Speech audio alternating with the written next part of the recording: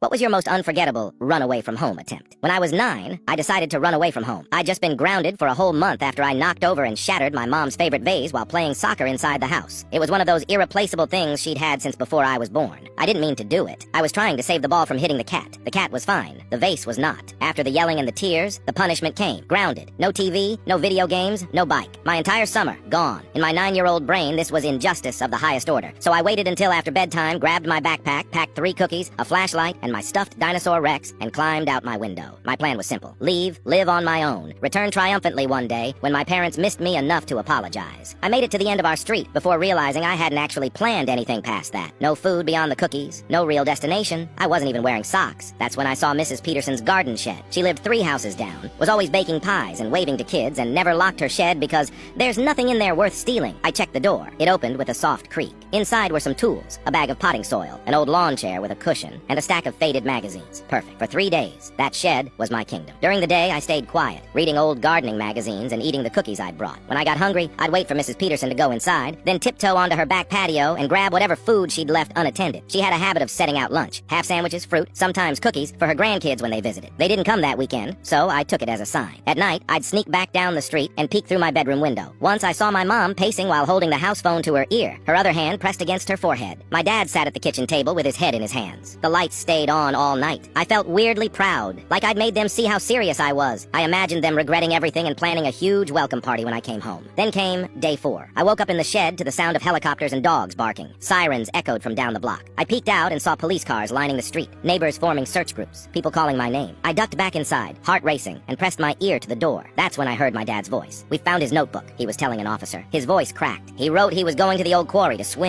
The quarry. 3 kids had drowned there the summer before. Everyone knew it was off limits. Dangerous currents, sharp rocks, steep cliffs. But I had mentioned it in my notebook. Some dramatic line about disappearing into the blue and never being found again. Then I saw my mom collapse into my dad's arms on the sidewalk, sobbing. Not movie sobbing, real guttural, body-shaking cries. Her knees buckled. Someone had to help her up. I'd never seen her like that. That was the moment. It hit me all at once that this wasn't a game anymore. I wasn't teaching anyone a lesson. I was the one who'd failed to understand what I'd really done. I pushed open the shed door, stepped out into the sun, and started walking. I walked past the police cars, past my neighbors, straight up to my parents. My mom saw me first. Her eyes went wide and she sprinted at me. No yelling, no questions, just arms around me so tight I couldn't breathe. An officer radioed something. People clapped. One of the neighbors cried. Later, I found out my dad had already been shown the body of another kid found near the quarry. Same height, same hair. He said he was seconds from saying it was me before he saw the shoes were wrong. They never told me what happened to that boy. I never ran away again.